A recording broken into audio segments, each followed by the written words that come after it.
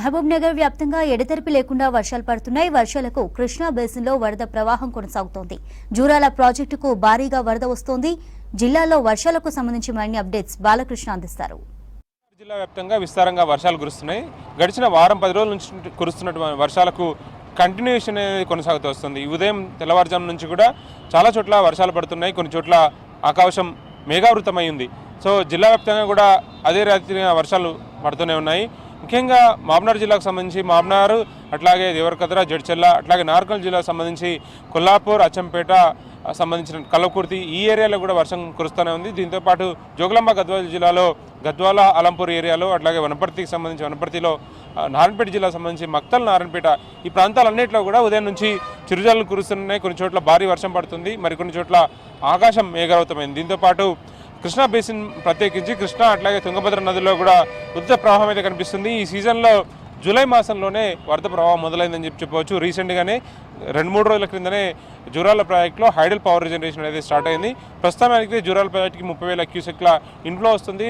Almatti dam కూడా record స్థాయిలో inflow వస్తుండడం వల్ల వాటర్ని గ్రాడ్యువల్గా దిగువకు విడుదల చేస్తున్నారు. సో ఆల్మట్టి నుంచి నారాయణపేట నుంచి జూరాల ప్రాజెక్టుకి వరద ప్రవాహం కొనసాగుతూ వస్తుంది. ఇప్పటికిప్పుడు కృష్ణా బేసిన్లో వరద ప్రవాహంతో ఒక సందడి వాతావరణం అయితే క్లియర్గా కనిపిస్తుందని చెప్పవచ్చు. ముఖ్యంగా గ్రామీణ ప్రాంతాల్లో అయితే చెరువులకి కొంతమేరలో వస్తున్నటువంటి వరద ప్రవాహం వల్ల జలకళ అయితే క్లియర్గా కనిపిస్తుంది. నిన్న మొన్నటిదాకా గ్రౌండ్ వాటర్ లేక జనం ఇబ్బందులు పడ్డారు.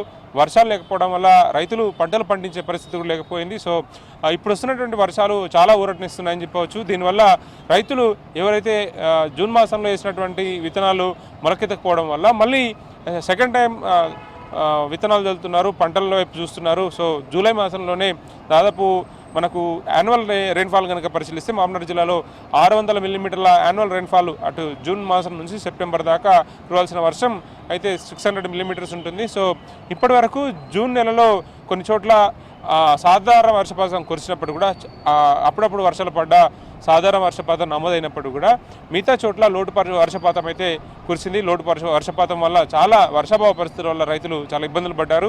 సో జూలై మాసంలో కురుస్తున్నటువంటి వర్షాలు చాలా ఆశాజనకంగా ఉన్నాయి. దీనివల్ల రైతులంతా కూడా చాలా హ్యాపీగా ఉన్నారని చెప్పవచ్చు. దీనివల్ల గ్రౌండ్ వాటర్ కూడా పెరుగుతుంది. దీంతోపాటు కృష్ణా బేసిన్లో ఉన్నటువంటి ప్రాజెక్టులో కూడా జలకళ సంతరించుకుందని చెప్పవచ్చు. ఇది మహబూబ్నగర్ జిల్లాలో వర్షానికి సంబంధించిన అప్డేట్. కెమెరా పర్సన్ శ్రీనివాస కలిసి బాలకృష్ణ, V6 న్యూస్, మహబూబ్ నగర్.